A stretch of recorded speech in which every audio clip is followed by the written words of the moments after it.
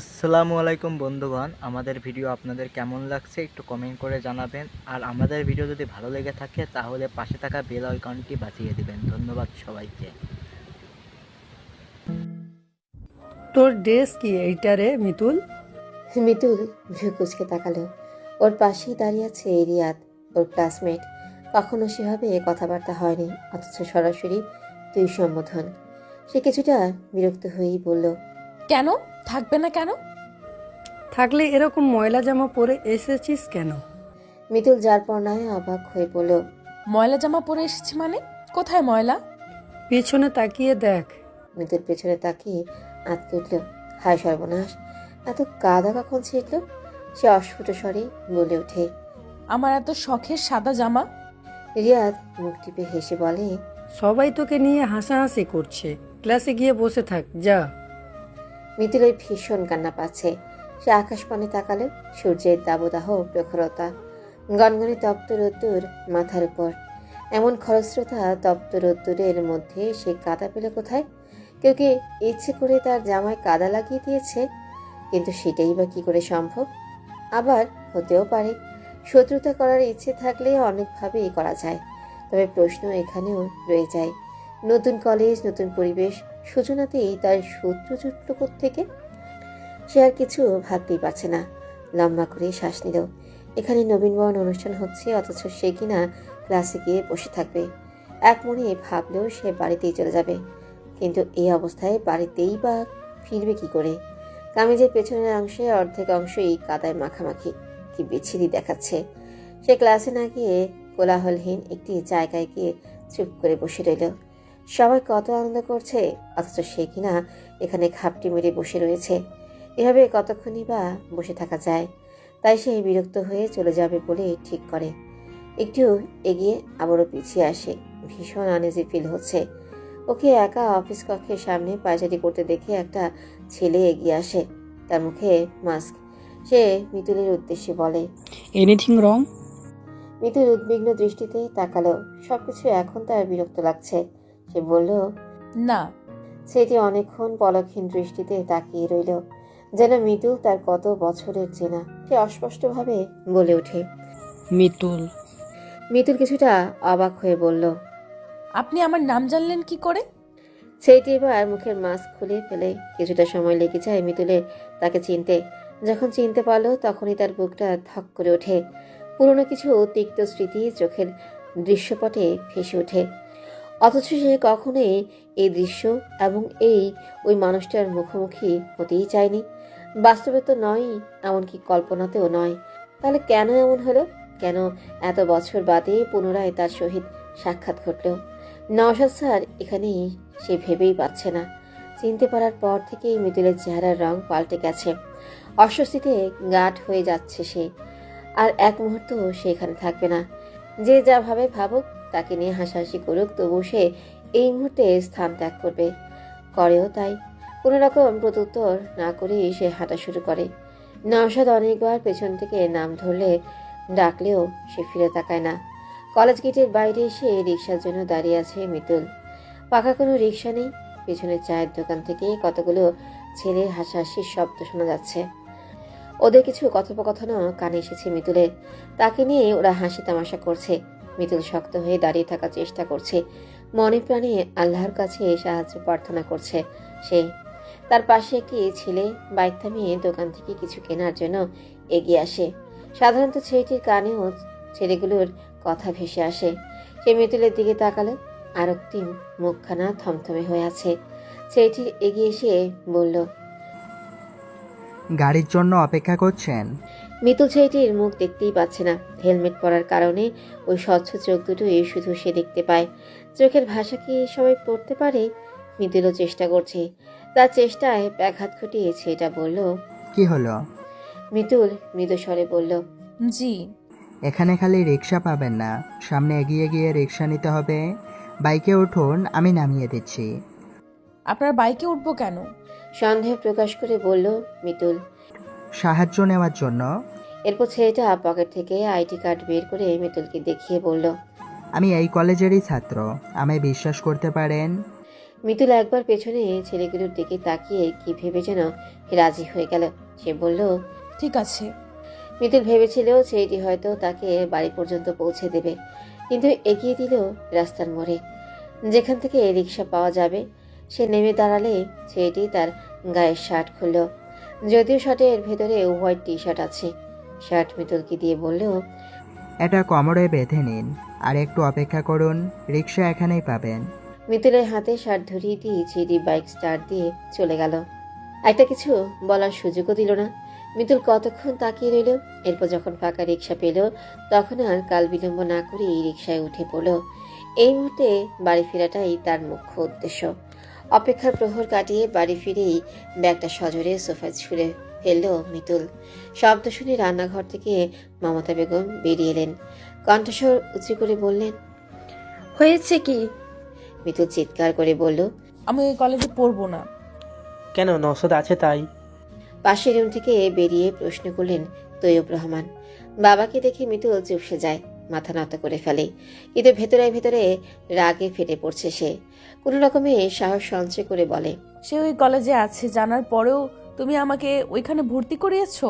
হ্যাঁ, নসদ কোনো বাঘ ভাল্লুক নয়, আর তুমিও কয়েদি থেকে পালানো কোনো আসামি নয়। দুজনে এক কলেজে থাকতে পারবে না। তাছাড়া তুমি স্টুডেন্ট আর সে টিচার। সত্যকে এড়িয়ে কেন যেতে চাচ্ছ? বরং বলছি সত্য মোকাবেলা করতে। কিন্তু আমি তার মুখোমুখি হতে চাই না বাবা। হবে হবে, টাকা খরচ করে ভর্তি করিয়েছি। তোমার বাবার মুখ দেখেই তোমাকে কলেজে নিয়ে নেয়নি। সুতরাং আগে কি হয়েছে না হয়েছে সেসব ভুলে যাও এবং পড়াশোনায় মনোযোগ দাও। বাড়িতে একমাত্র কর্তা তৈয়ব রহমান। তার কথাই শেষ কথা। তার একটা গর্জনই যথেষ্ট সবাইকে তার সিদ্ধান্ত মেনে নেওয়ার জন্য। তবে একথাও সত্য, তিনি কখনোই না ভেবে চিনতে কোনো সিদ্ধান্ত গ্রহণ করেন না। যা যেটা মঙ্গল তিনি তার জন্য সেই সিদ্ধান্তই নেন। বিশেষ করে তার একমাত্র মেয়ে মিতুলের বেলাতেই তার কঠোরতা বেশি প্রযোজ্য। একমাত্র মেয়ে, বাড়িসহ বংশের সবারই আদরের মিতুল। পান থেকে চুল খসলেই সকলে উতলা হয়ে পড়ে। অতিরিক্ত কোনো কিছুই কখনো ভালো কিছু বহন করে আনতে পারে না। মিতুলের বেলাতেও ঠিক তাই হয়েছিল। আর তাই বাকিদের থেকে নিজেকে একটু আলাদাভাবে মেয়ের সামনে উপস্থাপন করেন তিনি। তার রাগ, দম্ভ এবং কঠোরতার জন্য হলেও যেন মিতুল বিপথে না যায়, ভুল না করে, এটাই তিনি চান। মেয়ের জন্য কলিজা পড়লেও বাইরে তিনি কাঠিন্য বজায় রাখেন। মিতুলও বুঝে গেছে তার জেদ এই বাড়িতে বর্তাবে না। বিশেষত বাবার কাছে তো নয়। বাবার সিদ্ধান্তই শিরোধার্য। সেখানে কান্নাকাটি করা মানে সময় নষ্ট এবং নিজের ক্ষতি। তবে মন মানলেও তার মস্তিষ্ক বিষয়টা মানতে নারাজ। তার রাগ কমছে না। সে নিজের রুমে চলে গেল। পরনের জামাটা খুলে ফ্লোরে ফেলে ওয়াশরুমে গিয়ে শাওয়ারের নিচে দাঁড়ায়। মমতা বেগম কিছুক্ষণ বাদেই নুডলসের বাটি নিয়ে আসেন মেয়ের রুমে। বিছানার উপর শার্ট দেখে একটু ভ্রু কুঁচকে তাকান। মিতুল তো শার্ট পরে না।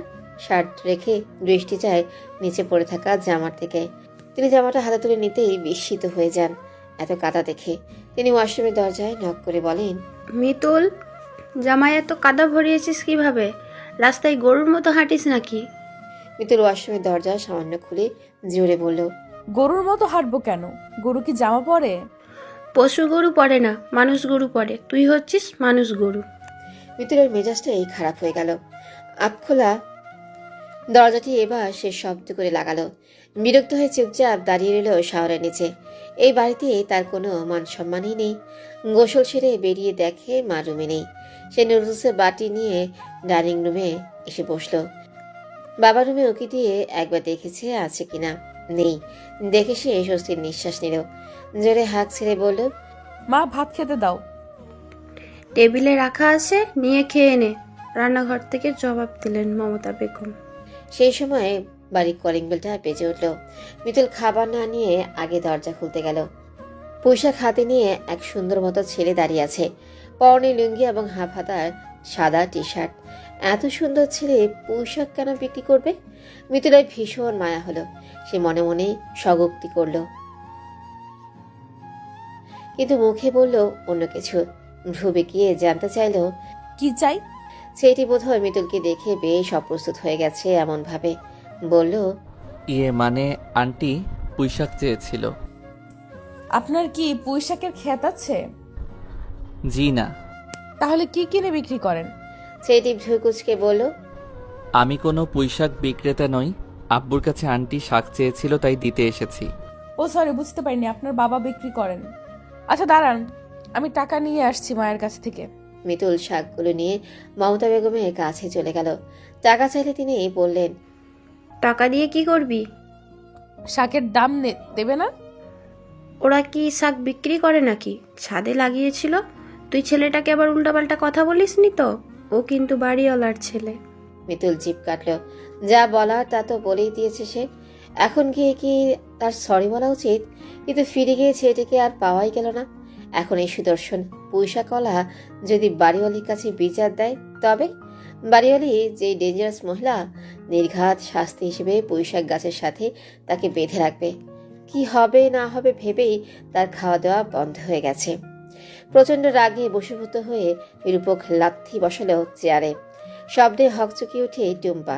চোখের চশমা ঠিক করতে করতে বারান্দা থেকেই রুমে আসে। রূপকে রেগে থাকতে দেখে জিজ্ঞেস করলো, ভাইয়া, শব্দ হলো কিসে? আমার কপালে। মজা করো না তো, আমি স্পষ্ট একটা শব্দ শুনলাম। তোমার কাপড় কি ইট না পাথর, লোহা যে এত শব্দ হবে?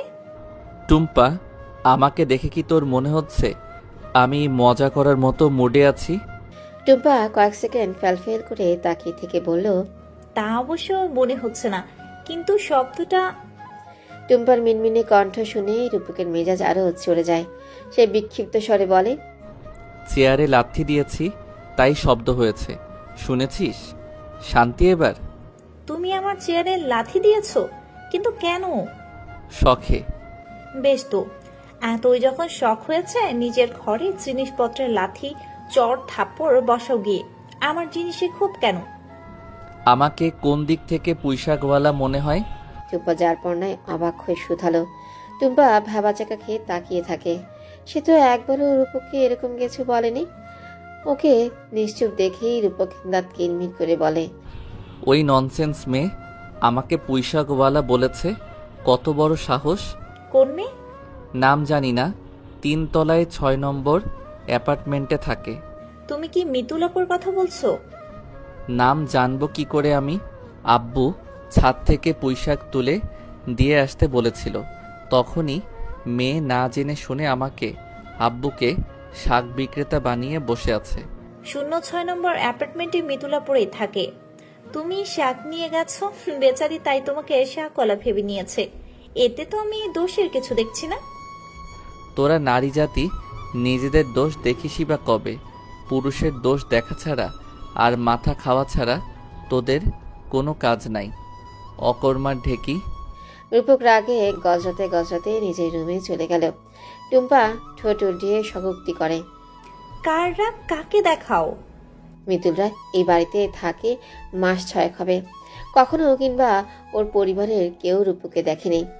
এর হেতু অবশ্য আছে। রূপক বাংলাদেশে থাকে না, সে চীনে তার বড় চাচার কাছে থেকে পড়াশোনা করে। প্রতি বছরে একবার করে বেড়াতে আসে। এবছরে এবারই প্রথম আসা। 2 দিন হয়েছে সে দেশে ফিরেছে। প্রথম দিন ছাদে মমতা বেগমের সাথে রূপকের দেখাও আলাপ হয়েছিল। আলাপের এক ফাঁকে মমতা বেগম নিজের পরিবার নিয়ে গল্পগুজবও করেছিলেন, কিন্তু রূপক ধারণা করতে পারেনি যে এমন মমতাময়ী মা তার এরকম অসভ্য একটা মেয়ে রয়েছে। দুপুরের তপ্ত রোদ জানালার কাঁচ গলে রুমের ভেতরে প্রবেশ করেছে। মৃদু বাতাসে উড়ছিল জানালায় থাকা শুভ্র রঙের পর্দাটি। নওশাদ সেদিকেই দৃষ্টিপাত করে চেয়ারে বসে আছে। বাড়িতে ফেরার পর থেকেই তাকে ভীষণ চিন্তিত দেখাচ্ছে। তার চিন্তার একাংশ জুড়ে রয়েছে মিতুল। হঠাৎ করে যে এত বছর বাদে দেখা হয়ে যাবে, এটা কল্পনাতীত ছিল। কিন্তু মিতুল কেনই বা এই কলেজে? এখানে কি ভর্তি হয়েছে?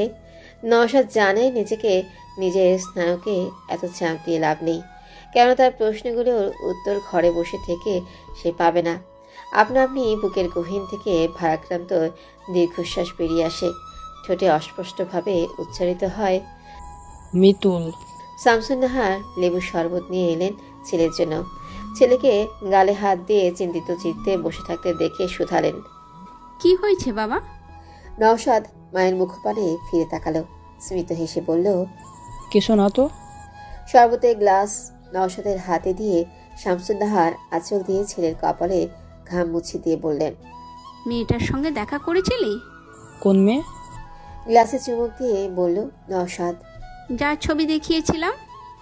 আজ না দেখা করার কথা ছিল, করিসনি? আচমকা নওশাদের এই বিষয়টা মনে পড়তেই সে কর্তব্যবিমূঢ় হয়ে পড়ে। কলেজ শেষ করে চৈতি নামের মেয়ের সঙ্গে দেখা করার কথা ছিল আজ। বেশ কয়েকদিন ধরেই বাড়িতে নওশাদের বিয়ের কথাবার্তা চলছে। অনেকগুলো মেয়েও দেখা হয়েছে, তাদের মধ্যে চৈতিকে মায়ের বেশ পছন্দ হয়েছে।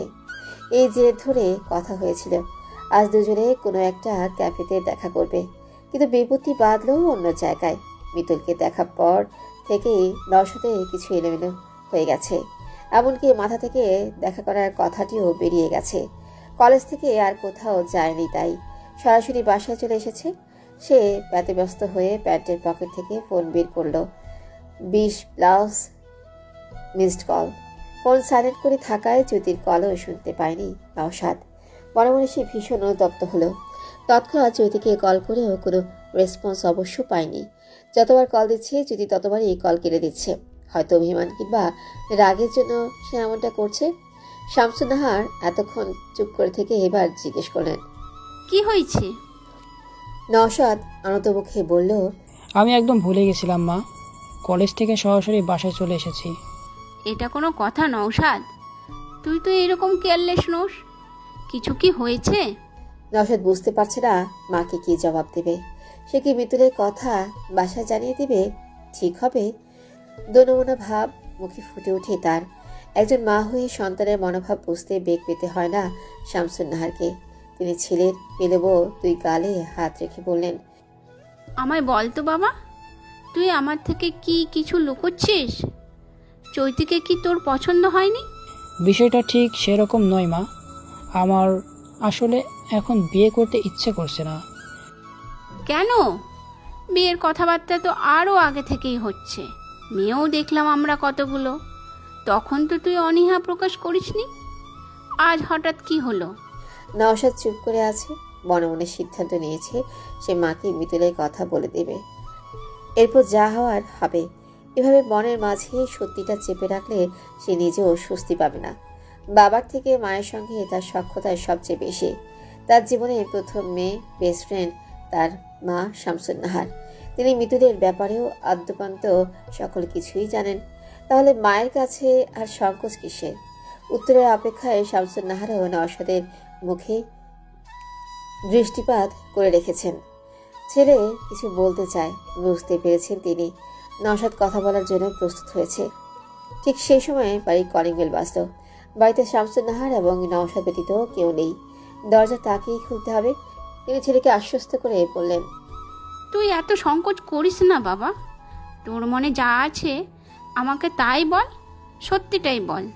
আমি দরজা খুলে দিয়ে আসছি। এরপর তিনি গেলেন দরজা খুলতে। নওশাদ স্বাভাবিক হতে পারছে না, কিঞ্চিত অস্বস্তি বোধ হচ্ছে। গরম বোধ হয় বেশি লাগছে এজন্য। প্যানের পাওয়ার সম্পূর্ণই দেওয়া, তবুও হয়তো আরেকটু বাড়াবে এই আশাতে সে দরজার কাছে থাকা সুইচ বোর্ডে নিকট আসে। ঠিক সেই সময়ে রন্ধনরত শাড়ি পরিহিতা এক রমণী ঝড়ের বেগে তার প্রশস্ত বুকে ঝাঁপিয়ে পড়ে। শক্ত করে জড়িয়ে ধরেছে মেয়েটা। কান্নার গতি আরও বেড়েছে এখন। নওশাদ হতবিহ্বল। অনতিদূরে শামসুন্নাহার দণ্ডায়মান। তিনি নিজেও বিষয়ের চরম চূড়ায় অবতরণ করেছেন। কেউ কিছুই বুঝতে পারছে না। নিজেকে ধাতস্থ করে নওশাদ মেয়েটিকে নিজের থেকে ছাড়ানোর চেষ্টা করে। শামসুন্নাহার এগিয়ে এসে মেয়েটির হাত ধরে বলেন, চৈতি, কি হয়েছে? কাঁদছো কেন? ওকে ছাড়ো, আমাকে বলো কি হয়েছে। মেয়েটা চৈতি জেনে আরও না বড়সড় ধাক্কা খায় নওশাদ। মেয়েটা সরাসরি বাড়িতে চলে এসেছে। চৈতির কণ্ঠে কান্না ব্যতীত আর কোনো শব্দ নেই। বহু চেষ্টার পরে শামসুন্নাহার চৈতিকে ছাড়িয়ে নিয়ে সোফায় বসালেন। মাথায় হাত বুলিয়ে ফের জিজ্ঞেস করলেন, কি হয়েছে চৈতি? চৈতি টলমলে আখিদয় মিলে তাকালো নওশাদের দিকে। হাতের উল্টো পিঠে চোখের পানি মুছেও লাভ হলো না। চোখের কোটর ফের পানিতে পরিপূর্ণ হয়ে যায়। ভীষণ বিষাদিত স্বরে চৈতি নওশাদকে উদ্দেশ্য করে বলে উঠল, কেন এলেন না আপনি? নওশাদের কি হয়েছে কে জানে। এমন একটা মুহূর্তেও ক্রন্দসী চৈতির মাঝে সে মিতুলকে দেখতে পাচ্ছে। তার মনে হচ্ছে যেন চৈতি নয়, মিতুল কাঁদছে এভাবে। ঠিক এইভাবেই তো মেয়েটা কয়েক বছর আগে কেটেছিল। তার মস্তিষ্কে বারংবার প্রতিধ্বনিত হচ্ছে মিতুল, মিতুল, মিতুল। মিতুল দুপুরে খাবার খেয়ে ভাত ঘুম দিয়েছিল। তার ঘুম ভাঙে বিকেল 4টার পর। প্রায় 4:30 বাজতে চলল তখন। সে বিছানা ছেড়ে হাই তুলতে তুলতে ওয়াশরুমে যায় ফ্রেশ হতে। ফ্রেশ হয়ে রান্নাঘরে গিয়ে এক কাপ চা এনে টিভি দেখতে বসে। হঠাৎ করেই তার নওশাদের কথা মনে পড়ে যায়। বুকে চিনচিনে ব্যথা হওয়ার সঙ্গে মাথাও ঝিমঝিম করছে। কেমন যে একটা অস্বস্তি লাগছে তা বলে বোঝানো যাবে না। অস্থিরতা ড্রয়িং রুম জুড়ে পায়চারি করা শুরু করে। একটার পর একটা চ্যানেল পাল্টাচ্ছে, এটা ওটা দেখছে, কিন্তু মন শান্ত হচ্ছে না। কি অদ্ভুত, এত বছর পরেও কেন এমন হবে? তার সারা শরীর চলছে মনে হয়। মমতা বেগম রান্নাঘর থেকে চেঁচিয়ে ডাকছেন মিতুলকে। মিতুল না গিয়ে ড্রয়িং রুম থেকেই উত্তর নিল। তার কোনো কিছুই ভালো লাগছে না। মমতা বেগম বললেন, ছাদে শুকনা মরিচ শুকাতে দিয়েছিলাম, নিয়ে আয় তো গিয়ে দেখি। যাচ্ছি। বলি টিভি বন্ধ করে সে ছাদে চলে যায়। প্রাকৃতিক হাওয়ায় ও পরিবেশে মন বদল ঘটতে পারে এই আশাতেই সে বিশেষ করে ছাদে এসেছে। ছাদে এসে বাড়িওয়ালার নাতি সীমান্তর হাতে টিয়া পাখিটাকে দেখে তার মেজাজ আরও খারাপ হয়ে যায়। সে সীমান্তকে এড়িয়ে শুকনো মরিচ যেখানে রাখা সেখানে গেল। ছাদে টুম্পা এবং ওর বড় ভাবি রিমাও ছিল। মিতুলকে দেখে টুম্পা এগিয়ে গেল, পাশে বসে জিজ্ঞেস করলো, কেমন আছো মিতুল আপু? মিতুল মুচকি এসে বলল, ভালো, তুমি কেমন আছো? আমিও ভালো আছি। অনেকদিন পর তোমাদের ছাদে দেখলাম। মা পাঠালো তাই এলাম। তুমি এত ঘরকুনো কেন আপু? তোমাকে অপ্রয়োজনে তো বাইরে দেখি না, এমনকি ছাদেও আসো না। তুমি কি কোথাও ঘুরতে যাও না? মিতুল হেসে বলে, যখন স্কুলে পড়তাম তখন প্রচুর ঘুরেছি। বান্ধবীরা মিলে স্কুল পালিয়ে সারাক্ষণ গ্রামে নয়তো শহরে ঘুরে বেড়াতাম। একবার তো টিউটোরিয়াল বাদ দিয়ে বান্ধবীরা মিলে উপশহরে সিনেমা দেখতেও চলে গেছিলাম। টুম্পা ভারী অবাক হয়ে শুধালো, পরে আর কি, স্যাররা সবার বাড়িতে বিচার দিয়েছে, আমরাও উত্তম মধ্যম খেয়েছি কয়েক ঘা। বলে শব্দ করে হাসলো মিতুল। টুম্পাও শুকনো মরিচগুলো বলে তুলতে তুলতে বলল, গ্রামে গেলে তাহলে ঘুরতে যাও না, এখন কি আর আগের সময়গুলো আছে? অধিকাংশ বান্ধবীদেরই বিয়ে হয়ে গেছে, কয়েকজনের তো বাবুও আছে, অন্য দুজনের বাবু হবে শুনলাম। তাহলে আর কেউ অবিবাহিত নেই? আছে একজন, কিন্তু ওরও বয়ফ্রেন্ড আছে। অবশ্য ওই আমার সবচেয়ে কাছের বান্ধবী ছিল, গ্রামে গেলে আমাদের বাড়িতে আসে, কিন্তু আগের মতো কোথাও যাওয়া হয় না। ওর বয়ফ্রেন্ড ভীষণ স্ট্রিক্ট। তোমার কোনো বয়ফ্রেন্ড নেই আপু? এই পর্যায়ে আবারও মিতুল শব্দ করে হেসে ফেলে, বলে, না, ছিল না কখনো? মিতুল মুচকি এসে বলে, এই যুগে বয়ফ্রেন্ড থাকে না কার? যার এখন নেই তার অতীত হলেও ছিল, আবার যার নেই তার হয়তো পরে হবে। মোট কথা, বিয়ে তাড়াতাড়ি না করলে বয়ফ্রেন্ড গার্লফ্রেন্ড হবেই, সেটা এখন রিয়েল লাভই হোক কিংবা টাইম পাস। আবার এমনও হতে পারে যে রিলেশন হয়নি কিন্তু একতরফাভাবে ভালোবাসার সৃষ্টি হয়েছে মনে। তবে আমার মনে হয় কি জানো, একতরফা ভালোবাসার চেয়ে রিলেশন করে ছ্যাঁকা খাওয়া অথবা ছ্যাঁকা দেওয়া অধিক ভালো। মিতুল শেষের কথাগুলো এমন হাস্যকরভাবে বলল যে টুম্পা খিলখিল করে হাসা শুরু করে। ওর সঙ্গে মিতুলও হাসছে। মরিচ তোলা শেষ, সে ছাদের ট্যাপের কাছে গিয়ে হাত ধুয়ে এলো। টুম্পার সাথে গল্প করতেই তার ভালো লাগছে, তাই আরও কিছুক্ষণ গল্প করবে বলে সিদ্ধান্ত নিল। ফিরে এসে বলল, তারপর তোমার কথা বলো শুনি, তোমার কোনো বয়ফ্রেন্ড নেই? টুম্পা তড়িৎ গতিতে মাথা নেড়ে বলল, না না, আমি আর বয়ফ্রেন্ড? তাহলে তো হলো। কেন? আমার দু ভাই যে পরিমাণে স্ট্রিক্ট জানো না তো। রিলেশনের চক্কর জানতে পারলে একদম জানাই মেরে ফেলবে। বাঙালি ছেলেরা বোনদের জীবনে এক একটা ভিলেন। ওরা নিজেরা প্রেম করবে, ভালোবাসবে, কিন্তু বোনের বেলাতে জোরাজুরি করবে। তখন প্রেম ভালোবাসা ঘোরতর অন্যায় হয়ে যাবে। তোমার ভাইদের কথা আর কি বলবো, আমার নিজেরও ভাই তো আছে এমন। তুমি খুব মজার মানুষ আপু, তোমার কথা শুনলে মন খারাপ ভালো হয়ে যাবে যে কোনো মানুষের। তাই নাকি? একটা কথা কি জানো টুম্পা? কি? যারা অন্যকে হাসাতে পারে কিংবা অন্যের হাসির কারণ হতে পারে, তারা কিন্তু নিজেরা নিজেদের এভাবে হাসাতে পারে না, ভালো রাখতে পারে না। এমনটা কেন হয়? হয়তো প্রকৃতির নিয়মই এটা। সবার ক্ষেত্রে অবশ্যই সেম না, কিন্তু ব্যক্তিত্ব ছাড়লেও, তবে ব্যতিক্রম থাকলেও অধিকাংশ মানুষই এমন। আচ্ছা ছাড়ো এসব, এত কঠিন ভারী কথা না বলি আমরা। তুমি যা এখন কিসে পড়ো? নাই রে। কমার্সে না? হ্যাঁ, আমার ব্যাংকার হয় ভীষণ ইচ্ছে। ভালো মতো পড়াশোনা করো, আল্লাহ মনের আশাও পূরণ করবে ইনশাল্লাহ।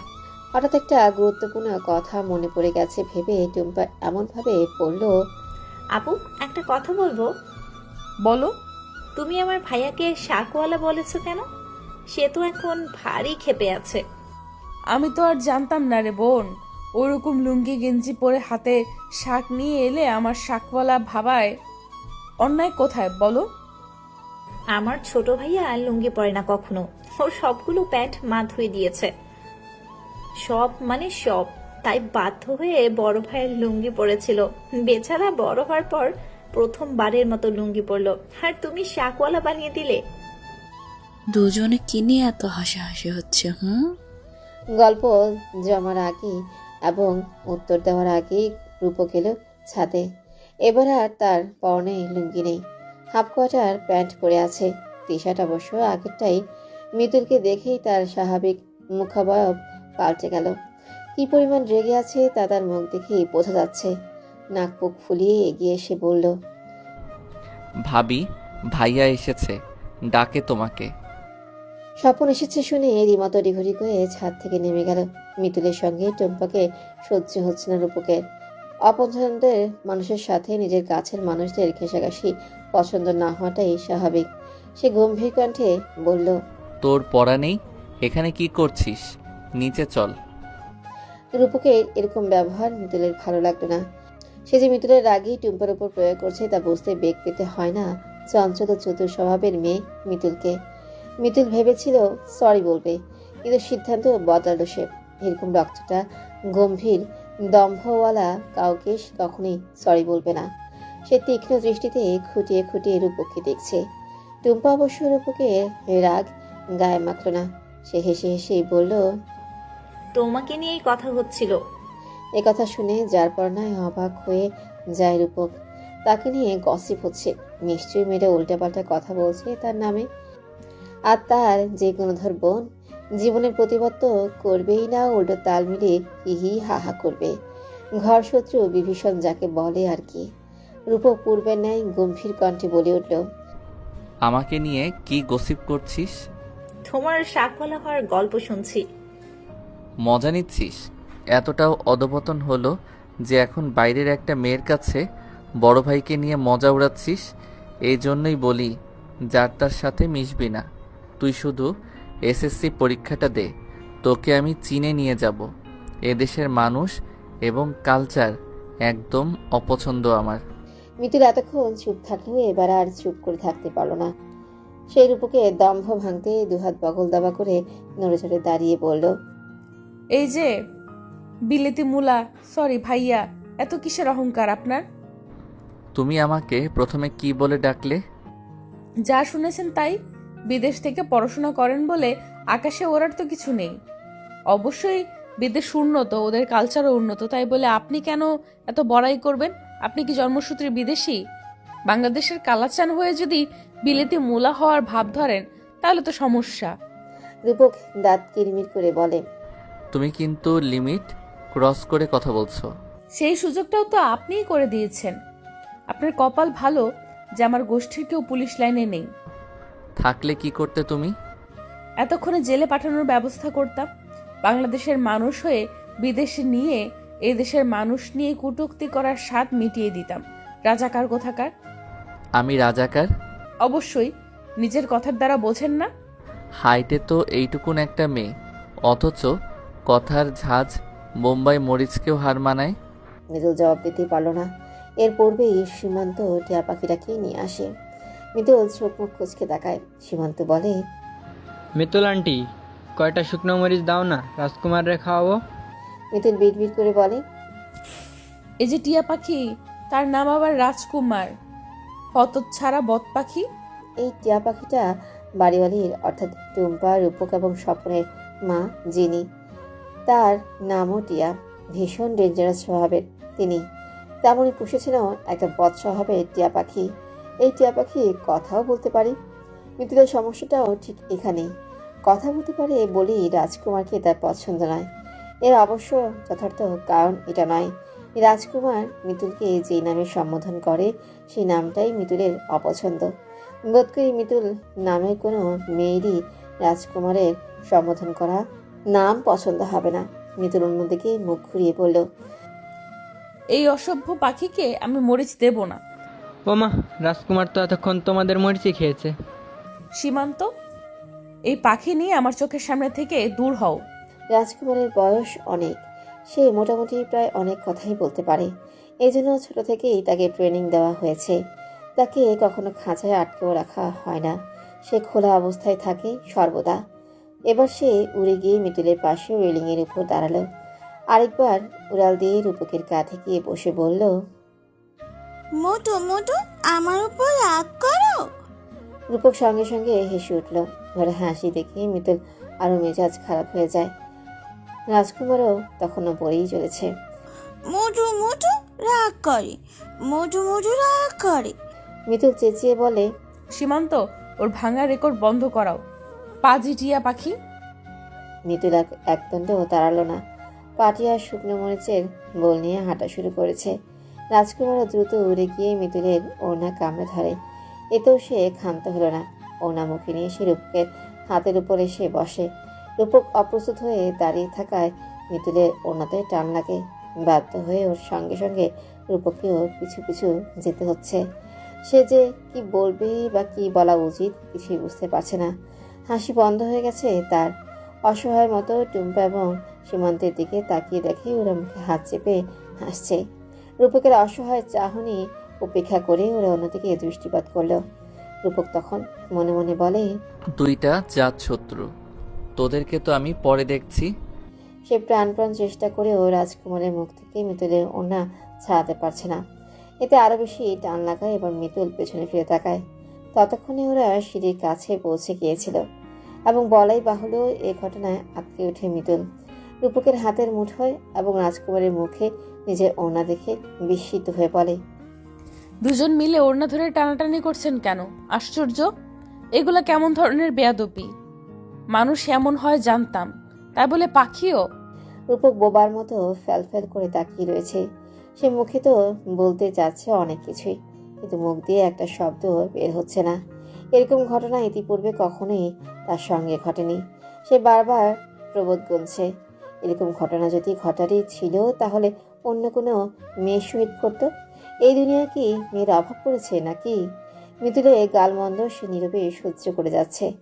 মনে মনে বলছে, আরে মেয়ে, আমাকে তো খুব উপদেশ দিচ্ছিলে তখন, এখন তোমার নিজেরই বা এত কিসের দম্ভ?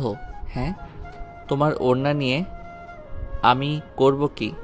গলায় ঝুলিয়ে লাল দোপাট্টা উড়গাইরি বৈরি হাওয়াকে ঝোঁকেছে সে গানে প্রিয়াঙ্কা চোপড়ার মতো কোমর দুলিয়ে নাচবো, নাকি শাড়ি বানিয়ে ফ্যাশন শো করব? কিন্তু বেচারা মুখে কিছুই বলতে পারল না।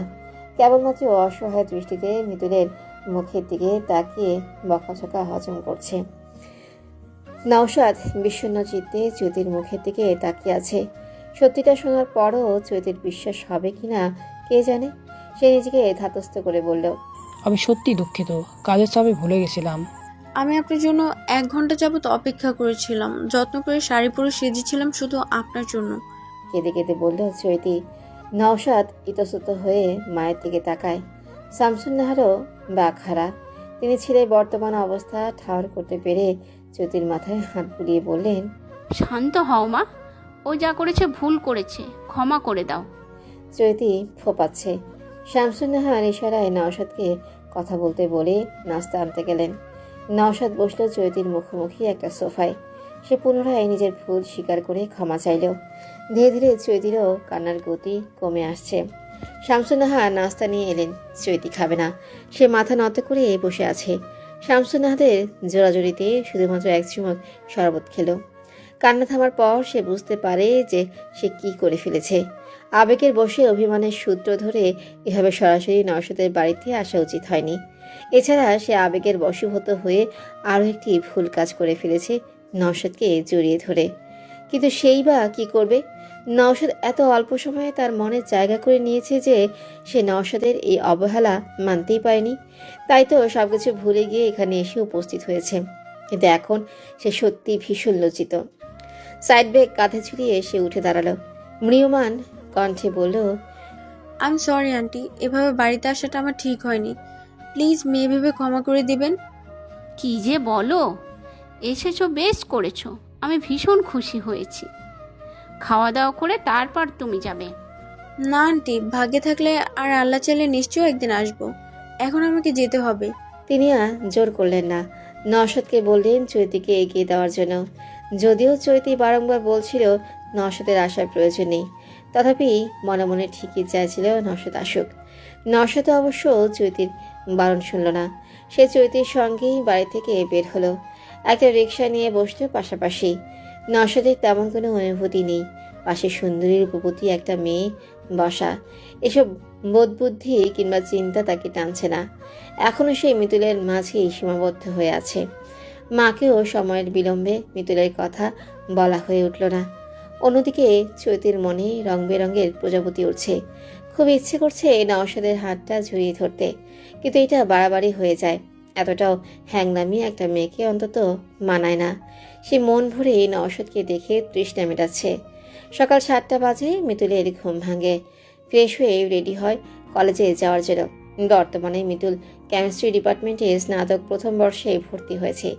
যদিও ভার্সিটি লাইফে প্রতিদিন নিয়ম মাফিক ক্লাস করার প্রয়োজন নেই, তথাপি বাবার ভয়ে মিতুলকে ক্লাস করতে হয়। নতুবা কে যায় সকালে আরামের ঘুম হারাম করে ক্লাস করতে? মিতুল রেডি হয়ে ডাইনিংয়ে আসে। সবার খাওয়া দাওয়া শেষ। মা বোধ হয় শুয়েছে আবার, তাই সে মমতা বেগমকে অযথাই আর ডাকল না। টেবিলে নাস্তা সাজানোই ছিল। নাস্তা করে রুমে যায় ব্যাগ আনতে। তখন টেবিলের উপর অচেনা যুবকটির শার্ট দেখতে পায়। শার্টটিকে সে কলেজে নিয়ে যাবে, যদি ছেলেটির সঙ্গে দেখা না হয়। ভাবলেও শার্ট আজ নেবে না। আজ কলেজ থেকে এসে শার্ট ধুয়ে ইস্ত্রি করে রাখবে, আগামীকাল সাথে করেই নিয়ে যাবে। যদি দেখা হয় তাহলে ফেরত দেবে। ছেলেটাকে যে খুঁজে বের করবে তারও তো কোনো উপায় নেই। সেটা তখন আইডি কার্ড শো করলো। তখন মৃদুল তো কার্ডের নাম ডিপার্টমেন্ট কিছুই খেয়াল করেনি। জাস্ট কার্ডের ফিতা দেখেই বিশ্বাস করেছে ছেলেটি আর সে একই ভার্সিটি স্টুডেন্ট। শার্ট এবং চিন্তাভাবনা উভয়ই মাথা থেকে ছেড়ে ফেলে সে ব্যাগ নিয়ে মায়ের কাছে যায়। মায়ের থেকে বিদায় নিয়ে সরাসরি চলে যায় ক্যাম্পাসে। পৌঁছে আগে সে রায়া এবং আরশিকে কল করে। এই দুজন মিতুলের নতুন ফ্রেন্ড। ভর্তি হওয়ার পর ওদের সঙ্গেই প্রথম আলাপ হয়েছিল। আরশি ক্লাসে আছে, কিন্তু রায়া এখনো আসেনি। সে গাড়িতেই। মিতুলও তাই ক্লাসে চলে গেল। ওকে দেখেই রিয়াদ এগিয়ে আসে, হেসে জিজ্ঞেস করে, কেমন আছিস? মিতুল মুখ গোমরা করে উত্তর দেয়, ভালো। কি হয়েছে, মন খারাপ নাকি? না। তাহলে মুড অফ কেন? মিতুল প্রলম্বিত শ্বাস নিয়ে বলে, সত্যি করে বলো তো, আমার জামায় কাদা লাগলো কিভাবে? আমি জানবো কি করে? আমি বাড়ি থেকে ভালো জামা পরে এসেছিলাম। গতকাল বৃষ্টিও হয়নি যে রাস্তা থেকে কাদা ভরবে। তার মানে কেউ ইচ্ছে করে লুকিয়ে সুযোগ বুঝে জামাতে কাদা লাগিয়ে দিয়েছে। রিয়াদ কাজ ঝাঁকিয়ে বলল, হতেও পারে, কিন্তু কলেজে আবার তোমার শত্রু কে? তুমি নাও তো। দূর যা, আমি কেন এমনটা করতে যাব? আমি তো উল্টো তোমাকে হেল্প করছিলাম। মিতুল তীক্ষ্ণ দৃষ্টিতে তাকিয়ে থাকে। তার কেন জানি মনে হচ্ছে এই কাজটা রিয়াদই করেছে। অন্তত ওর চোখ মুখ হাসি ও কথার ধরনে এটাই মনে হচ্ছে। নবীনবরণ অনুষ্ঠান হয়েছে ক্লাস শুরু হওয়ার 2 দিন পর। এরই মাঝে মিতুল শুধু একদিন ক্লাস করেছিল, আর তখনই সে লক্ষ্য করেছে রিয়াদ ছেলেটি অত্যন্ত গায়ে পড়া স্বভাবে। তার মতো যেসব মেয়ে গায়ে পড়া স্বভাবে, তাদের সঙ্গেই রিয়াদের সখ্যতা গড়ে উঠেছে। অন্যদিকে যারা মিতুলের মতো তাকে পাত্তা দেয়নি, মূলত তাদের পেছনেই রিয়াদ লেগে আছে।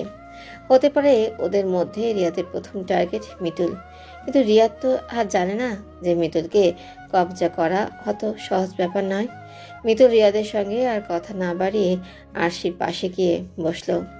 আরশি এতক্ষণ দূর থেকে ওদের কথা বলতে দেখলেও কথোপকথন শুনতে পায়নি, তাই সে মিতুলের কাছে জানতে চায়, কি হয়েছে? কিছু না। রায়া আসেনি এখনো? না, কাল তুমি কখন চলে গেলে? বললেও তো না। ভালো লাগছিল না, তাই কিছু না বলেই চলে গেছিলাম। সরি। দুজনে কথা বলতে বলতে রায়াও চলে আসে। তিনজনের কথোপকথন গল্পগুজব মিনিট 5 চলে। এরপর ক্লাসের স্যার চলে আসায় যে যার সিটে গিয়ে বসে পড়ে। রিনভি 2 হাত বগল দাবা করে দাঁড়িয়ে আছে। তার চক্ষু যুগল রক্তাভ, দৃষ্টিতে আগুনের স্ফুলিঙ্গ। পারছে না শুধু সম্মুখে অ্যাটিটিউড নিয়ে দাঁড়িয়ে থাকা টুটুলকে চোখের দৃষ্টি দিয়ে ভস্ম করে দিতে। টুটুল বাম হাতে ঘড়িতে সময় রেখে কিছু বলতেই যাবে, রিনভি চিবিয়ে চিবিয়ে বলল, সময়ের দোহাই আমাকে দিতে যাবে না। আপনার সময়ের ধার আমি ধারি না। ঋণবীরেরও সময়ের দাম রয়েছে। টুটুল প্রলম্বিত শ্বাস নিয়ে বলল, আমি জানি প্রতিটা মানুষেরই সময়ের দাম রয়েছে, আপনারও। ঠিক সেই জন্য আমি বলতে যাচ্ছি, এভাবে চুপচাপ দাঁড়িয়ে না থেকে যে কথা বলার জন্য আমরা দেখা করছি সেই বিষয়ে কথা বলা উচিত। কথা তো অবশ্যই বলবো, বলার জন্যই তো দেখা করেছি। তার আগে আমরা কোথাও বসি, কোনো রেস্টুরেন্টে। Never ever. আপনার সঙ্গে কোথাও কোনো রেস্টুরেন্টে কেন, জাহান্নামেও যাব না। প্রয়োজনে গঙ্গায় প্রাণ বিসর্জন দেব, তবু আপনার সঙ্গে বসবো না। বেশ, কিন্তু এত রেগে কেন আছেন আমার উপর? রাগ করার কি যথেষ্ট হেতু নেই? সেই কারণটাই আমি জানতে চাচ্ছি। আপনি কি আমাকে রিজেক্ট করেছেন? রিয়েলি? আই এম জাস্ট অবাক। মানে মিস্টার টুটুল, আই মিন আপনি আমাকে রিজেক্ট করেছেন? এই দিনটাও আমাকে দেখতে হচ্ছে? আপনার একটু ভুল হচ্ছে। আমি যে ডিরেক্টলি আপনাকে রিজেক্ট করেছি বিষয়টা কিন্তু তেমন নয়। আসলে বাবা মা প্রায়ই বিয়ের কথা বলে, এই মেয়ে ওই মেয়ে ছবি দেখায়। ঠিক সেভাবেই একদিন বলল যে তার খুব কাছের বন্ধু আছে অফিসে, তো তার মেয়ের সঙ্গে আমার বিয়ের আলাপ করতে চায়। আমি বারবারের মতো এবারও না করে দিয়েছি। আমি এখনই বিয়ে করতে চাই না। এই জিনিসটা যে কেন আপনার ইগোতে লাগলো আমি বুঝতে পারছি না। একুয়াল তো সেমই আনসার, যেভাবে রিজেক্ট করেন না কেন। রিজেক্ট তো আপনি আমাকেই করেছেন। আপনি এখন বিয়ে করবেন না বললেন না, আর আমি তো আপনাকে বিয়েই করব না। এখন না, পরে না, যখন তখনও না। আমি তো এই ব্যাপারে জানতামই না। অবশ্য হঠাৎ করে ছোট ভাইয়ের কাছে শুনি এই কাহিনী। আমার বিয়ের কথা চলছে, আমি জানি না, অথচ ছেলে আমাকে রিজেক্ট করে বসে আছে। এত কিছুর পরেও বুঝতে পারছেন না কেন? ইগোতে লেগেছে আমার। রিনভীর সম্পর্কে না আপনার কোনো আইডিয়া নেই। আমার শুধু নিরফি কেন, ইনভি চিনভি কোনো ফি সম্পর্কে আসলে ধারণা নেই। মা বোন এবং নিকটে আত্মীয় মেয়ে বাদে নারী সমাজ থেকে একটু দূরে দূরেই থাকি সর্বদা। এর সর্বদাই বিপদ সংকুল। বাবা, নিজের মা বোন আত্মীয় মেয়েরা ধোয়া তুলসী পাতা, আর বাকি নারীরা বিপদ সংকুল। কি সুন্দর আপনার চিন্তাধারা। আমি তো বলিনি ওরা তুলসী পাতা, তবে বিপদ সংকুলও নয়, ওরা বিপদ সংকুলের বস। আমার মরণ চণ্ডী বোন নিম পাতা, মেয়ে কাজিনরা করলা পাতা, আর আন্টি সমাজ ঘষেটি। তাহলে বুঝেন কেন এত ভীতি আমার। রিনভি প্রত্যুত্তরে বলার মতো কোনো ভাষাই খুঁজে পেল না। ফোঁস করে একটা দীর্ঘশ্বাস নিয়ে বলল, you are a really boring person. I can't tolerate you more. এরপর আর সে এক মুহূর্ত সেখানে দাঁড়ালো না, হনহন করে চলে গেল রাস্তার ওই পাশে। ভেবেছিল দেখা করে ছেলেটাকে একটা উচিত শিক্ষা দেবে, এখন নিজেই উচিত শিক্ষা পেয়ে বসে আছে। এর সঙ্গে দেখা করার সিদ্ধান্তটি আজকের দিনের সবচেয়ে বড় এবং জঘন্যতম ভুল সিদ্ধান্ত ছিল। জ্যামিট। নওশাদ টিচার্স রুমের সামনে পাঁচারি করছে। সে মাত্রই মিতুলতে ক্লাস নিয়ে এলো। তার ক্লাসটি শেষ ক্লাস ছিল। মিতুল নিশ্চয়ই এখন বের হবে, তাই সে অপেক্ষা করছে এখানে। মিতুল এলো মিনিট 5 পর। সঙ্গে রায়া এবং আরশিও আছে। একবার ভাবলে ওদের সামনে কথা বলবে কিনা। যদি অন্য কিছু ভাবে, অন্য কিছু ভাবারই বা কি আছে? মিতুল তার পূর্ব পরিচিত, সুতরাং সে কথা বলতেই পারে। টিচার্স রুমের সামনে এসে মিতুলের নওশাদের সাথে চোখাচোখি হয়ে গেল। বলাই বাহুল্য সঙ্গে সঙ্গে দৃষ্টি ফিরিয়েও নিল সে। নওশাদ দমে গেল না, দুপায়ে এগিয়ে গিয়ে অনেকটা পথ রোধ করে দাঁড়ালো। রায়া এবং আশি সালাম দিলেও মিতুল নিশ্চুপ রইল। নওশাদ সালামের উত্তর নিয়ে মিতুলকে উদ্দেশ্য করে বলল, বাড়ি যাচ্ছ? মিতুলের ভীষণ ইচ্ছে করছে কিছু কঠিন কঠিন কথা শুনিয়ে দিতে, কিন্তু বান্ধবীদের জন্য সেটা সম্ভব হচ্ছে না। তাই যথাসম্ভব স্বাভাবিক থাকার চেষ্টা করে বলল, হ্যাঁ। তোমার বাসার সবাই ভালো আছে? হ্যাঁ। কোথায় থাকো এখন? মিতুল এতক্ষণ অন্যদিকে মুখ করে তাকিয়েছিল, এবার সে নওশাদের দিকে তাকালো। তার দৃষ্টিতে রাগ। নওশাদ থমকে যায়। রায়া আর আরশিকে মিতুল বলে, তোমরা চলে যাও, আমি স্যারের সঙ্গে কথা বলে আসছি, লেট হবে।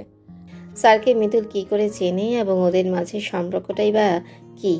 এমন অনেক প্রশ্নই রায়া এবং আরশির মনে ঘুরপাক খাচ্ছিল। এখন তো কোনোভাবে জানা সম্ভব নয়, কাল না হয় জিজ্ঞেস করবে। তাই ওরা মিতুলের কথা মতো চলে গেল। আমি কোথায় থাকি সেটা জেনে আপনি কি করবেন? জানতে পারি না। না। তুমি কি এখনো পুরনো জেদ নিয়ে বসে আছো? নতুন করে আর ভাবার তো কিছু নেই। আমি না সত্যিই জানতাম না যে আপনি এই কলেজের শিক্ষক। যদি জানতাম তাহলে মরে গেলেও ভর্তি হতাম না। কেন যে আব্বু সব জেনে বুঝে আমাকে এখানে দিল, আমি তো সেটাই বুঝতে পারছি না। বিশ্বাস করুন, আমি জাস্ট আপনাকে সহ্য করতে পারি না। আমার উপর তোমার এত রাগ? ওরা যাওয়ার পর মিতুল বলে। মিতুল জবাব দিল না। সে প্রচন্ড রেগে আছে এখন, ঘন ঘন শ্বাস নিচ্ছে। নওশাদ নিজেই বলে, তুমি একটুও বদলাওনি মিতুল, আগের মতোই আছো। এটা আপনার ভুল ধারণা। আমি যদি আগের মতোই থাকতাম তাহলে আপনার মুখের ওপর এতগুলো কথা বলার সাহস কখনোই করে উঠতে পারতাম না। এরপরও বলছেন আমি আগের মতোই আছি। হ্যাঁ, এখনো রাগলে তোমাকে আগের মতোই লাগে, কোনো পরিবর্তন তো দেখছি না। এত সহজ স্বাভাবিক ব্যবহার কেন করছেন আপনি? শান্ত হও। পারছি না, আপনাকে দেখলে শান্ত থাকতে পারি না আমি। আপনার ক্লাস 50টা মিনিট যে কিভাবে সেটা শুধু আমিই জানি। ফর গড সেক আমাকে আমার মতো থাকতে দিন প্লিজ। আর 5টা ছাত্রীর সাথে আপনার সম্পর্ক যেমন, আমার সাথেও আপনার সম্পর্কটাও ঠিক সেরকমই।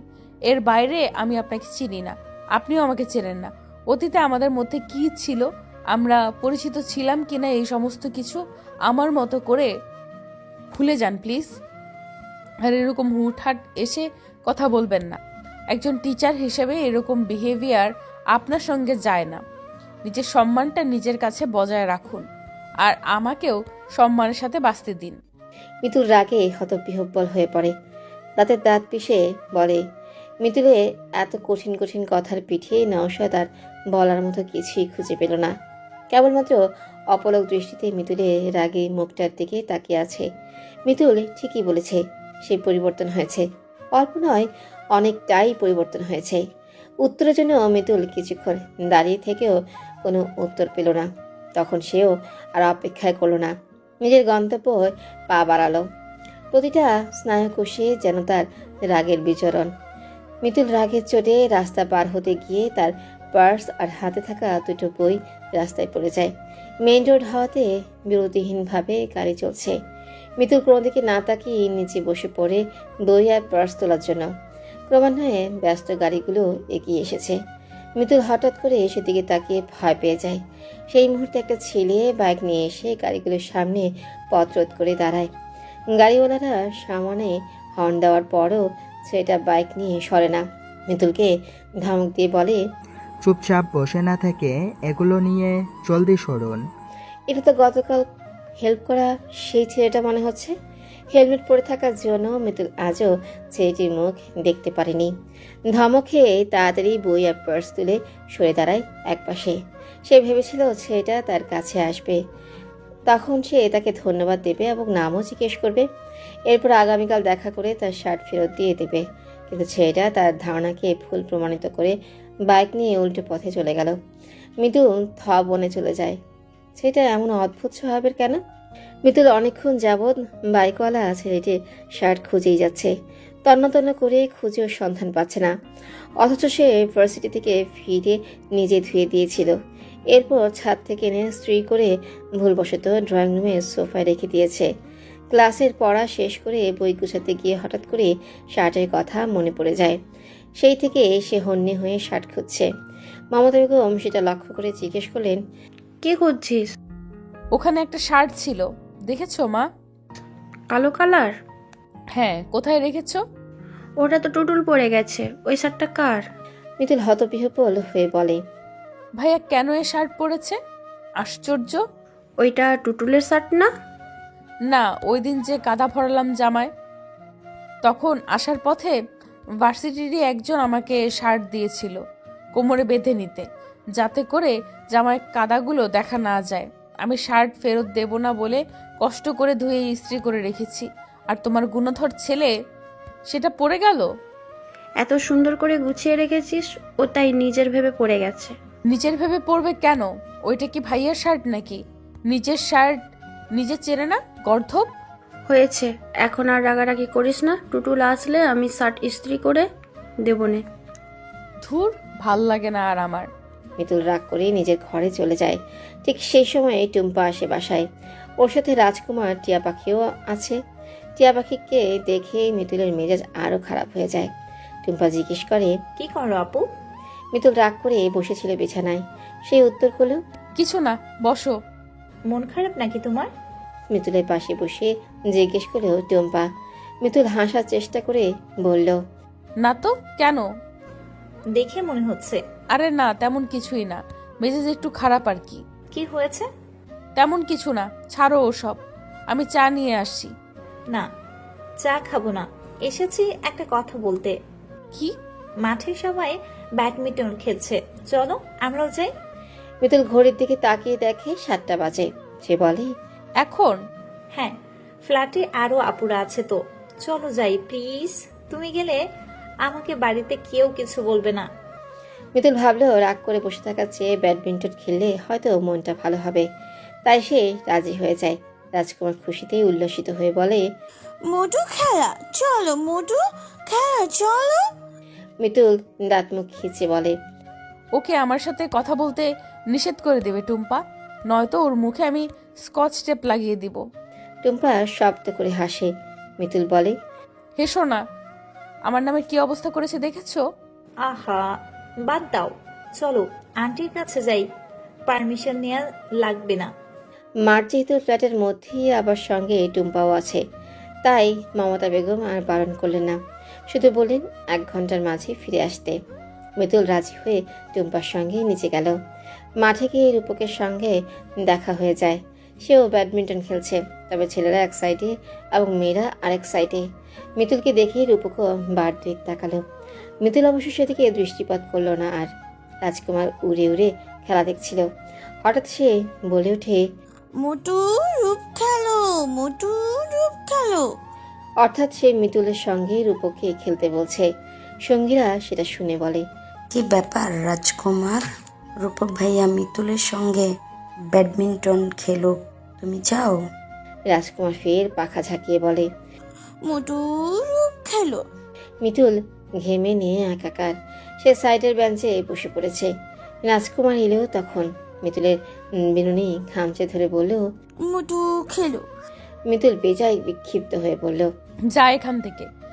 রাজকুমার নাছর বান্দা, সে মিতুলের পিছু ছাড়ছে না। স্বভাবতই আমাদের যারা অপছন্দ করে থাকে, আমরা তার পেছনেই পড়ে থাকি। রাজকুমার পাখি হলেও সেও এর ব্যতিক্রম নয়। রাজকুমারের নাছরবান্দার স্বভাব দেখে রূপক এগিয়ে এলেও পানির বোতল নিয়ে ঢকঢক করে পানি পান করে বলল, রাজকুমার যখন এতবার করে বলছে। পুরো কথা শেষ করার পূর্বেই মিতুল বলল, এই অসভ্য টিয়া পাখির কথা আমি রাখবো না। নিরীহ একটা পাখির উপর এত রাগ কেন তোমার? কে নিরীহ? এই টিয়া আস্ত ফাজিলের হাড্ডি। রাজকুমার চুপ রইল না। সে ঘোর প্রতিবাদের স্বরে বলল, মোটু বাকে, মোটু বাকে। রূপক হাসলো। রাজকুমার যতবারই মিতুলকে মুতু বলে ডাকে, ততবারই রূপকের দম ফাটিয়ে হাসতে ইচ্ছে করে। কিন্তু সময় সুযোগ তো আর সর্বদা অনুকূলে থাকে না। রূপকে হাসতে দেখে মিতুল চোখ পাকিয়ে তাকিয়ে বলে, হাসছেন কেন আপনি? না, এমনি। মিতুল রোশনাল দৃষ্টিতে তাকিয়ে উঠে দাঁড়ালো। আর এক মুহূর্ত সে এখানে থাকবে না। টুম্পাকে বলে তৎক্ষণাৎ সে বাড়িতে চলে আসে। রাজকুমার বলল, মোটু গেল, মোটু গেল। রূপক এবার শব্দ করেই হাসলো। রাজকুমারের মাথায় হাত বুলিয়ে বলল, যা একটা নাম দিয়েছিস না, দারুণ। রেনভি একটা হলুদ রঙের 3 পিস পরে রেস্টুরেন্টে বসে আছে। তার সামনে রাখা কোল্ড কফি।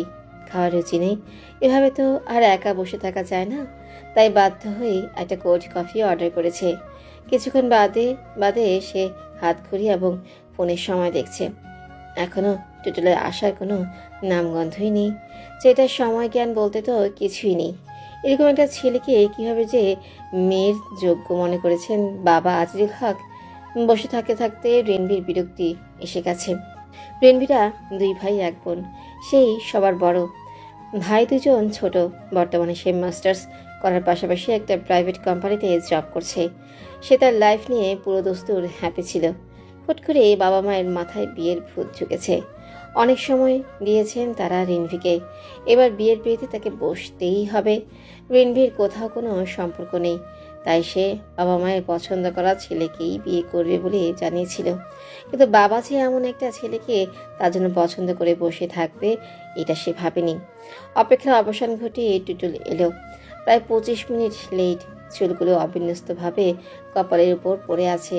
সে রেনভির মুখোমুখি বসলো। চমকপ্রদ হাসি দিয়ে বলল, সরি, একটু দেরি হয়ে গেল। একটু নয়, অনেকটা। এগেনই সরি, রাস্তায় এত জ্যাম ছিল, আর কি বলবো। এ কি, শুধু কফি কেন, আর কিছু অর্ডার করেননি? এরপর আর সে রেনভির জবাবের অপেক্ষা না করে ওয়েটারকে ডেকে নিজের জন্য নিজের পছন্দ অনুযায়ী খাবার অর্ডার দিল। মেনু কার্ড রেনভির দিকে এগিয়ে দিয়ে বলল, কি খাবেন, অর্ডার দিন। রেনভি মেনু কার্ড নিল না। ওয়েটারকে বলল, একটা চিকেন বার্গার আর একটা লেমন জুস। ওয়েটার অর্ডার নিয়ে চলে যাওয়ার পর টুটুল নড়েচড়ে বসে বলল, তারপর বলুন, আবার দেখা করতে এলেন? নিশ্চয়ই বাবা মায়ের চাপে। রেনভি এক পলক তাকিয়ে থেকে বলল, হুম। টুটুল হাসছে। রেনভি এতক্ষণ পর টুটুলের গায়ের শার্ট লক্ষ্য করলো। সে খুঁটিয়ে খুঁটিয়ে দেখছে। এই শার্টটা সে নিজে বান্ধবীকে দিয়ে কাস্টমাইজড করিয়েছিল ছোট ভাইয়ের জন্য। এই শার্ট টুটুলের কাছে এলো কি করে? রেনভিকে এভাবে শার্টের দিকে তাকিয়ে থাকতে দেখে টুটুল নিজেও শার্টের দিকে তাকালো। ময়লা লেগেছে ভেবে হাত দিয়ে ছেড়ে বলল, ময়লা নাকি? এই শার্ট কোথায় পেলেন আপনি? কেন, ঘরেই ছিল। কোনো পেজ থেকে নিয়েছেন? ধুর না, আমি কখনো অনলাইন থেকে শপিং করি না। তবে আমার ছোট বোন করলেও করতে পারে, সম্ভবত ওই কিনেছে। রেনভি একটু দমে গেল। হতে পারে টুটুলের বোনই পেজ থেকে একই রকম শার্ট নিয়েছে। তাও সে মনের সন্দেহ দূর করতে বাসায় গিয়ে ভাইকে জিজ্ঞেস করবে বলেই ঠিক করলো। আপাতত এই টপিক বাদ দিয়ে দুজনে নর্মাল আলোচনায় তুলল। মিতুলের আজ ভার্সিটিতে যাওয়া হবে না। বাবা মায়ের সঙ্গে ভাইয়ের জন্য মেয়ে দেখতে যাবে। পাত্রী বাবার অফিসের কলিগের মেয়ে। মেয়ের ছবি দেখেছে মিতুল, দারুণ মিষ্টি দেখতে। তবুও যে ভাইয়া কেন বিয়েতে রাজি হতে চাচ্ছে না কে জানে। টুটুল রেডি হয়ে অফিসে যাওয়ার জন্য বের হয়। মিতুল তখন ড্রয়িং রুমে বসেছিল, তার হাতে চায়ের কাপ। টুটুল কাপটা নিয়ে চুমুক দিল। মিতুল চোখ মুখ কুঁচকে বলল, এটা আবার কেমন স্বভাব? আমার খাওয়া চা খাচ্ছ কেন? তোর মুখে কি পাখির পটি লেগে আছে যে তোর খাওয়া চা খেতে পারবো না? বাজে কথা শুধু। মাকে বললেই তো চা দিত। ছাই দিত, পারলে আজ আমাকে ঝাড়ু দিয়ে পেটাবে। কেন?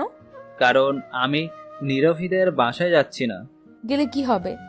কিছুই হবে না, আবারও না গেলেও কিছু হবে না। তাই আমি ঠিক করেছি যাব না। মেয়েকে কি তোমার পছন্দ হয়নি? পছন্দ করিনি, অপছন্দও করিনি। তুমি একটা পাগল। সকাল সকাল আমার মাথা খেও না, যাও অফিসে। যাচ্ছি। আমি যাওয়ার পর মাকে বলিস যে অফিসে চলে গেছি। এই নে তোর চায়ের কাপ। মিতুলের হাতে চায়ের কাপ ধরিয়ে দিয়ে টুটুল অফিসে চলে গেল। এই খবর শুনে বাবা মা দুজনে ভীষণ রেগে গেলেন। ফোন দিয়ে টুটুলকে ইচ্ছে মতন ছাড়লো দুজনের ক্ষোভের মুখে পড়ে টুটুল জানিয়েছে দুপুরে সে রেনভিদের বাসায় যাবে। এতে অল্প হলেও বাবা মা শান্ত হয়। মিতুল চলে যায় রেডি হতে। আজ আর বিকেলের আগে ওই বাড়ি থেকে আসা যাবে বলে মনে হয় না। সে আকাশি রঙের একটা 3 পিস পরেছে। হাতে পড়েছে সাদা আকাশি মিলিয়ে হাঁচকাটা কাঁচের চুড়ি। ঠোঁটে হালকা লিপস্টিক, পিঠ পর্যন্ত চুলগুলো সে খুলিয়ে রেখেছে। গোলগাল মুখের মিষ্টি মেয়ে বলা যায় মিতুলকে। সে রেডি হতে হতে বাবা মাও রেডি হয়ে গেছেন। তিনজনে একসাথে বাড়ি থেকে বের হলেন। সিঁড়িতে রূপকের সঙ্গে দেখা হয়ে যায়। বলাই বাহুল্য রূপক প্রথমে চোখ সরাতেই পারেনি। পরক্ষণে মিতুল যখন ভ্রু কুঁচকে তাকালো তখন নিজেকে দমিয়ে নিয়েছে রূপক। মনের মাঝে প্রশ্ন জাগে, এত সেজে গুজে যাচ্ছে কোথায়? প্রশ্ন করতে না পারলেও মিতুলকে পাশ কাটিয়ে যাওয়ার সময় ফিসফিস করে বলে, কানে একটা ফুল গুজলে সাজ পূর্ণতা পেত। মিতুল হা করে তাকায় রূপকের দিকে। রূপক মুচকি মুচকি হাসতে হাসতে উপরে চলে যায়। রূপকে নিয়ে আর ভাবনার চাল বুনল না সে। বাবা মায়ের সঙ্গে বিনবিদের বাড়িতে পৌঁছানোর পর আজিজুল হক এবং বিউটি বেগম সাদরে ওদের আপ্যায়নের ব্যবস্থা করলেন। ড্রয়িং রুমে বসে মিতুল ঘাড় ফিরিয়ে সাজসজ্জা দেখছে। বিশাল বড় ড্রয়িং রুম। ড্রয়িং রুমের একদম শেষ দিকে একটা বারান্দা। দমকা বাতাসে সাদা রঙের পর্দাগুলো এলোমেলো ভাবেই উঠছে। মিতুলের দারুণ পছন্দ হয়েছে বাড়িটা। রিনবির বাবা মা এবং মিতুলের বাবা মা খোশ গল্পে মেতে উঠেছেন। বিউটি বেগম তার ছোট ছেলে আয়ানকে ডেকে পরিচয় করে দিলেন। আয়ান এবার ক্লাস 5-এ পড়ছে। বিউটি বেগম ছেলের উদ্দেশ্যে বললেন, আয়ান, তোমার মিতুল আপুকে